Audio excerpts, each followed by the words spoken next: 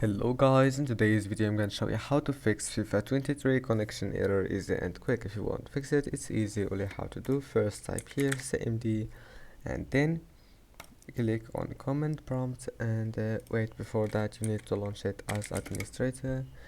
Right click on it and click run as administrator and then click yes. Now on here type ipconfig//dns and click enter and then type niche winsock reset and then click enter again, and after that close it. And now if you are using Wi-Fi, just turn off your Wi-Fi and turn it on again, and if you are using the internet cable, click here and now go to control panel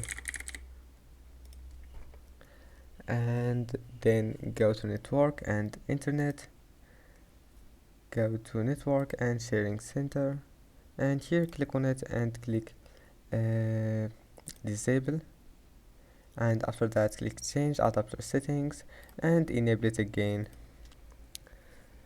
and that's it. Now your problem must be fixed.